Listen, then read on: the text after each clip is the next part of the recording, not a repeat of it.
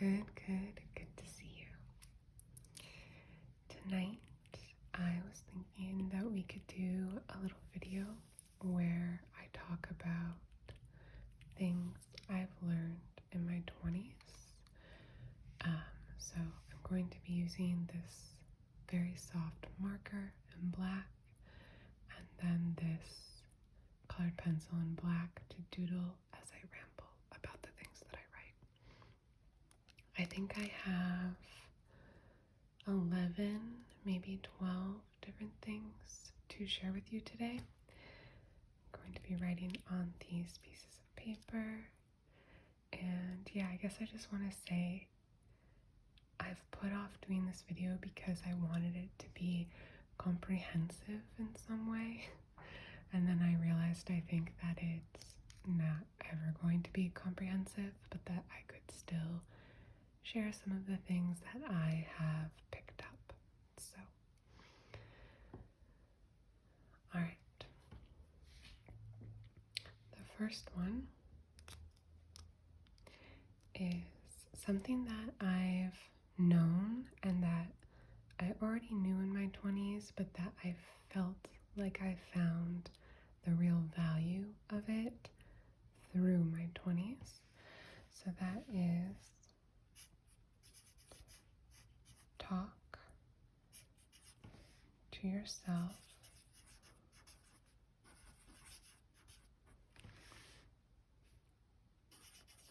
as you would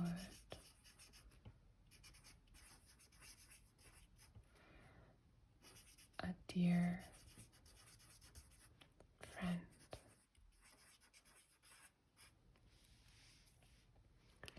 So I've always naturally had kind of positive self-talk.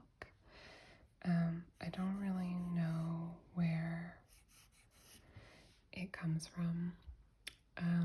So I've always talked to myself more or less like I would a dear friend. To a dear friend, you will be encouraging, you are understanding, you are your best self, you show up for your friend, you want what's best for your friend. And so that's just kind of how I've come to think of it.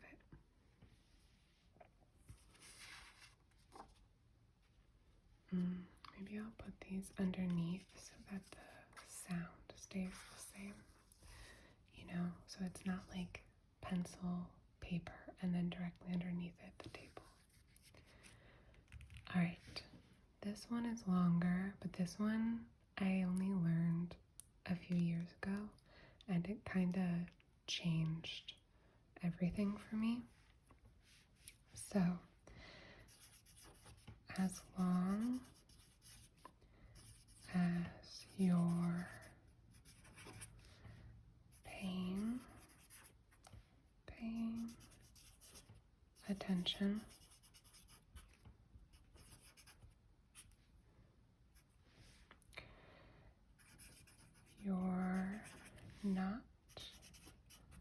not going to wake up in a life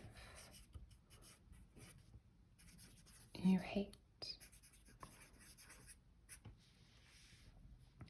As long as you're paying attention, you're not going to wake up in a life you hate.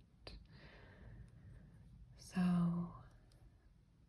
I went through a lot of really big life changes a few years ago, and I found myself struggling to make decisions, kind of like putting decisions off because I was worried about making the wrong decision, which will tie into another piece of advice or like something I've learned later on. But this was very freeing for me to realize and or learn, because let me think of how to articulate it. It's like I wasn't trusting my future self to take care of herself and to continue to make decisions in my own best interest. I kind of felt like I needed to figure it all out all at once and have it settled to have the life that I wanted, maybe. And this one just helped me realize that as long as I have a habit, not obsessively, but just every so often, of checking in, paying attention to my life and what's happening in it, then I will continue to make decisions or adjust the decisions I have made to continue going in the direction I want overall. And yeah, I just found it a huge relief, basically. So, you can still wake up in a life you hate if you don't act, don't make decisions, don't pay attention to what is and is not working for you. But as long as you're paying attention, you're going to continue going down the path that you want to go down, and or creating it, improvising it as you go. So, all right, the next one is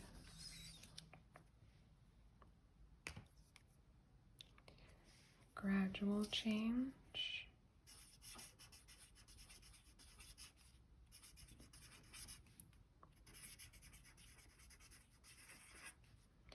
Gradual change is lasting change.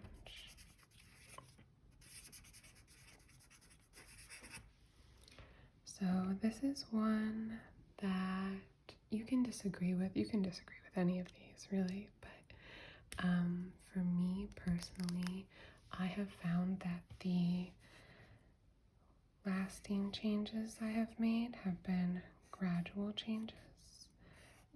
Sometimes I will get on a sort of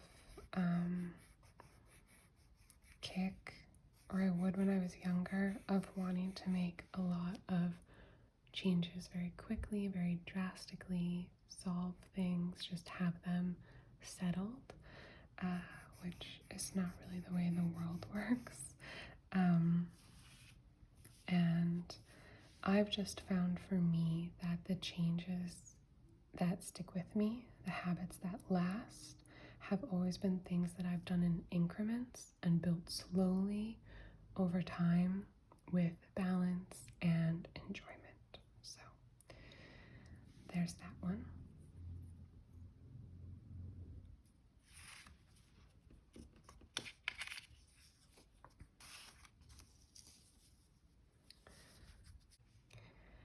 Then we have one for people who like to think through their problems, which I think, for the record, is a fine way to deal with things. But I found out that thinking really hard didn't always solve my problems. So I'll write the thing that I learned and then I'll try to explain it a little better. There are some, can we fit it? I don't think so. There are some things that you can't think your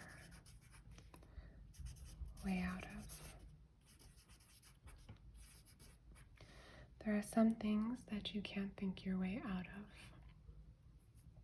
So basically, what I want to say with this one is that there are some things, usually emotional things, relational things, that are issues or problems, and if you're anything like me, you might think that if you could just think about it a little more or a little harder, that you might be able to find the perfect solution or the perfect way out of it, the perfect way to resolve it without getting hurt too much, to kind of mitigate the messiness of it. And there are some things I've learned, especially emotional, relational things, that just take time and just take like a sort of feeling out step by step, and you just can't think your way out of them. There is not an intellectual, logical, analytical solution to them. This is a funny thing to include in this video for me because I don't consider myself a particularly analytical person, but this is still something that I had to learn. So I'm including it in here. Some things you just kind of have to let unfold naturally and pay attention to them as they're unfolding. And that is how they will resolve.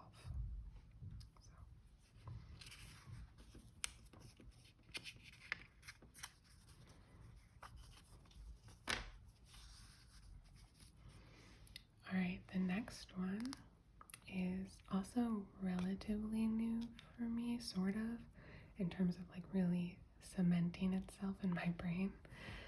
But how do I want to space this out? Boundaries are agreements you make with yourself.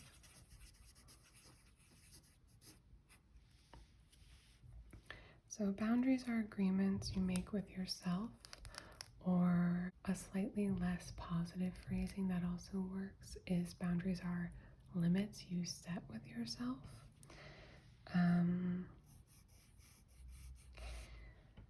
How to explain? I think for a while, this is going to be simplified, but to sort of illustrate what I'm trying to say here. For a while, I understood boundaries more as something that, like a rule that you gave to another person, spoken or unspoken, that if they broke, you then delivered consequences to them almost. And actually, what I have learned is that boundaries are instead rules you give yourself, agreements you make with yourself, limits you set with yourself, where if someone doesn't follow the boundary, doesn't respect the boundary, it's not that they didn't comply, so then you punish them. It's that they didn't comply, so then you change your behavior in the way that you feel is appropriate to protect yourself and or take care of yourself. And it's really more about your relationship with yourself, what you're willing to give or not, more than it is about like a cause and effect sort of punishment or reaction that you're having to the other person. It's more like a response than a reaction. I know those are more or less synonyms, but that's how I would try to illustrate to you the difference as I see it now.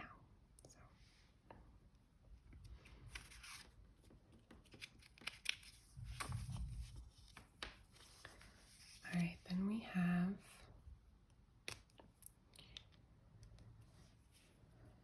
change is uncomfortable.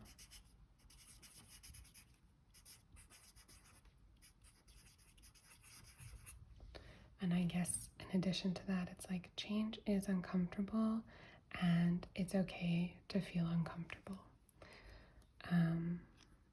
Yeah, so maybe I would explain this one by saying that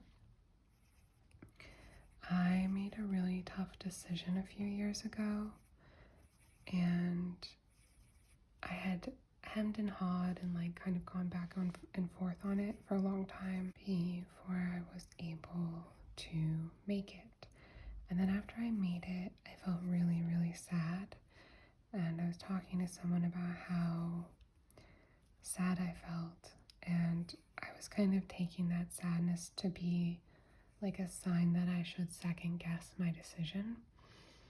And in some situations, maybe that is right, but this person very wisely kind of asked me, well, are you really second guessing your decision, or is it just that you're sad, that you're uncomfortable, and you want to get away from that discomfort as soon as you can by reversing the decision instead of going through the discomfort to get to the other side? And that was actually exactly what I needed to hear, because, yeah, it had been a really hard decision to make, and so it was hard for me to like stick through the aftermath of it, but it was ultimately what was right for me. So I don't know what happened here, but we're just going with all the drawings as they come.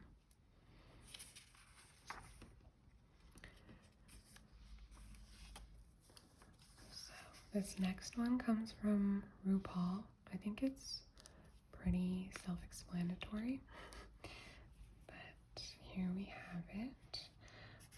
What other people think of me is none of my business. And that is that. I don't mean to make it sound like I am totally overthinking or worrying what other people think about me forever and ever. Amen. I'm human, and sometimes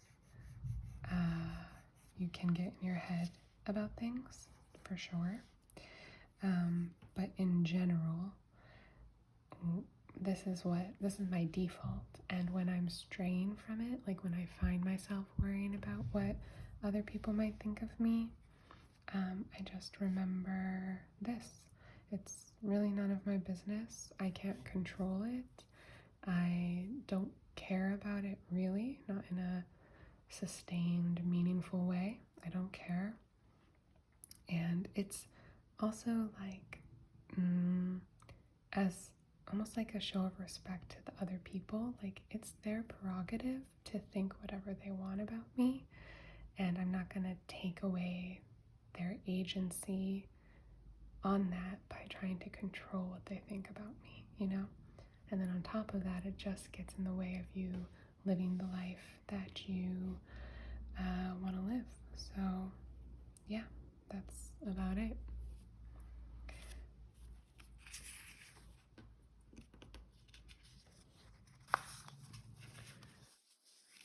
This one I've talked about in some video, but I can't be sure which one, so you might have heard it before. I don't know where I heard it, but I heard it from someone, I think maybe like a friend's dad used to say it to her. It's just the right decision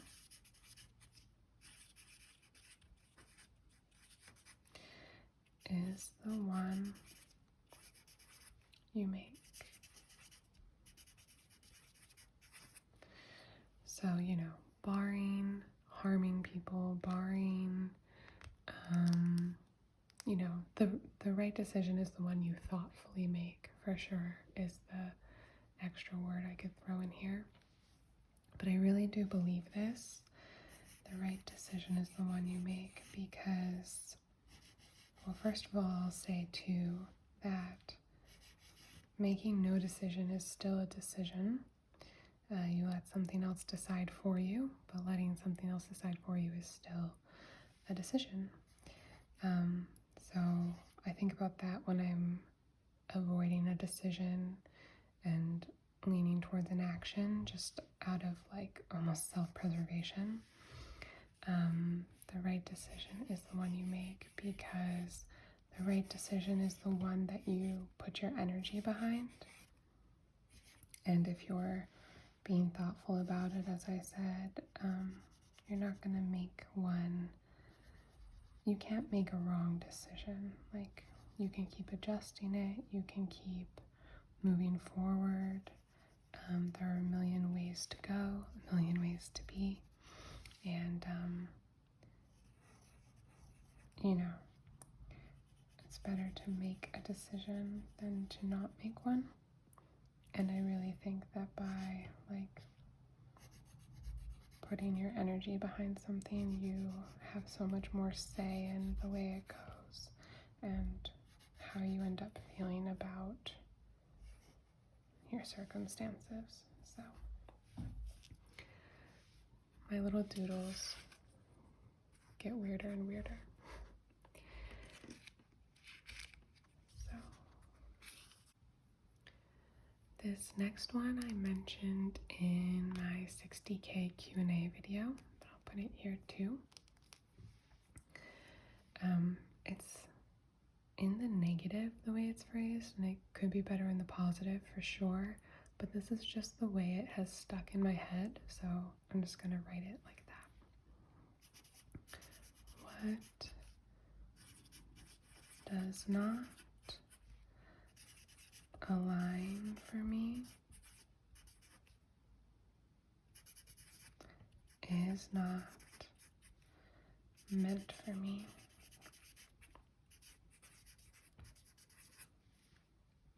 So I think the things that are meant for you do align for you, and that's lovely when that happens, for sure. But I think the thing I had to learn was on the negative side, like finding grace in the more difficult moment, which is, of course, when something does not align for you. There's this sense of loss, right? And it can be really hard to let go of something you really wanted that you thought you might get or hoped you might get that just doesn't come your way. And I have found it helpful to remember that if it had been meant for me, it would have aligned for me. Which is not to say you shouldn't try and strive and really take your life into your own hands, but I just find this one helpful for letting go of things that you wanted that maybe just are falling some other kind of way. So I think about this one a lot, and actually was just sharing it with my partner the other day, who I think needed to hear it. So now I share it with you. Speaking of my partner, and honestly my former partner too, I've been really lucky to feel very loved in my life. This is true of both of them, but even more true of my current partner, just because I feel it more presently there. Real love is not cool or flashy, but it endures, and you feel it.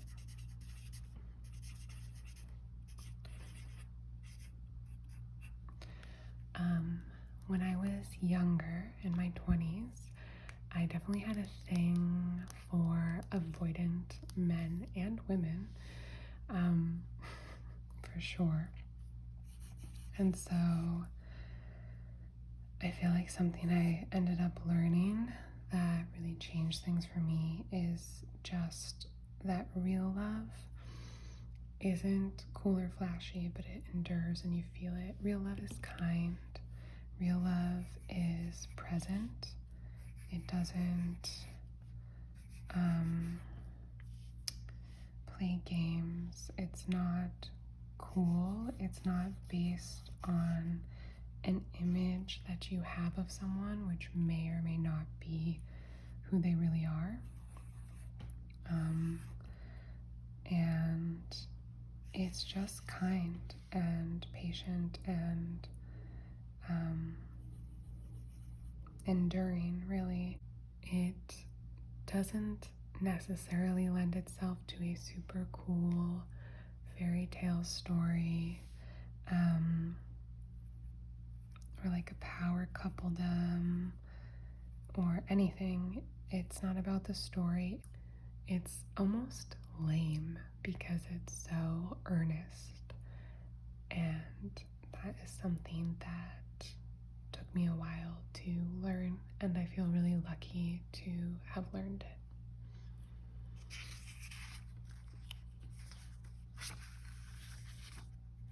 Okay, and then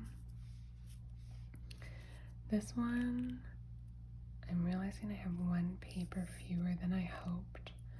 So I'm going to give you the one I was going to put last, which is the fallow period is also important. I think that's really important to remember when so many of us, myself included, get caught up a lot in endless cycles of productivity. The fallow period is also important. And then the last one I'll leave you with, it's 2 questions I just ask myself sometimes, and they kind of, not always, but they sometimes work miracles. They sometimes untangle a lot of knots for me, so I want to share them with you. It's, how can I make it easy or easier? / what if it were easy? How can I make it easy? And what if it were easy? What if it were easy? So just to explain these a little bit to you. So how can I make it easy? I think a lot of times we think that the more complicated or effortful something is, the more value it has. And I don't necessarily think that's true. Although things can be complicated and be very fruitful and satisfying, gratifying, all that. But I think for me, in some situations, making it easier for myself to get work done, to streamline tasks, to put a little less effort into something sometimes is the right choice for me. And so just remembering, not that this is always the mode, right? But just remembering that this is an option, like, oh, I could choose to make it easier. I could choose to not do the fussy thing, to do the simple thing. That still might be as good, you know? It's been an important thing to keep in my pocket for me. And what if it were easy is kind of similar, because sometimes I'll be dreading something a little bit, you know? And I'll kind of get it in my head like, oh, surely this is going to be a complicated conversation or a complicated interaction or a complicated task. And it actually doesn't have to be. Like, say like I'm dreading a conversation with someone, like I'm convinced that they are mad at me. Say I know for a fact they're mad at me, and I'm like gonna meet them for coffee or something. I could get worked up in my dread and be like, oh man, because someone's mad at me, because so and so's mad at me, this is gonna be such a tiring conversation, yada yada yada. But sometimes it's not. Like sometimes it's just, it can be easy. Like allow, I guess this is a way to phrase it too. Maybe allow for the possibility that the thing you're dreading might be easy. Because it might be. You might go and the person might also want just as badly as you to like not be angry anymore, you know? So just allowing for the possibility of things being easier than you are imagining them in your head.